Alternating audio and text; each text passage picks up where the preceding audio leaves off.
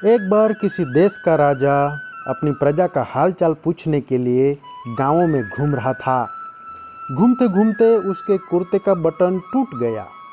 उसने अपने मंत्री को कहा कि पता करो कि इस गांव में कौन सा दर्जी है जो मेरे बटन को टाँक सके।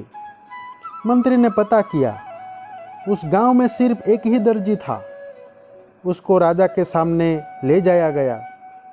राजा ने कहा, क्या तुम मेरे कुर्ते का बटन सी सकते हो? दर्जी ने कहा, यह कोई मुश्किल काम थोड़ी ही है। उसने मंत्री से बटन ले लिया। धागे से उसने राजा के कुर्ते का बटन फौरन ही सी दिया।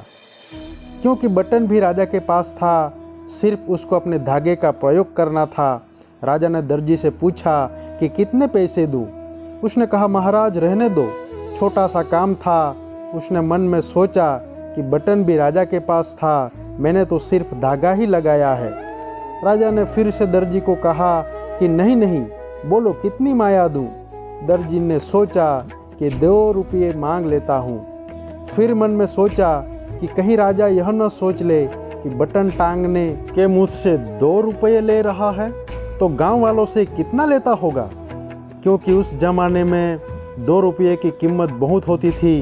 दर्जी ने राजा से कहा कि महाराज, जो भी आपको उचित लगे वह दे दो। अब था तो राजा ही, उसने अपने हिसाब से ही देना था और कहीं देने में उसकी पोजीशन खराब न हो जाए यह ध्यान भी रखना था।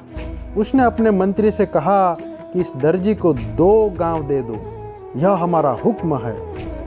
कहाँ वो दर्जी सिर्फ 2 रुपये की मांग करने की सोच रहा था और कहाँ राजा ने उसको 2 गांव दे दिए। इसी तरह जब हम प्रभु पर सब कुछ छोड़ देते हैं तो वह अपने हिसाब से ही देते हैं। उसने कहा है कि तुम मांगो, लेकिन हम मांगने की गलती कर जाते हैं। देने वाला तो पता नहीं क्या क्या देना चाहता है। धन्यवाद।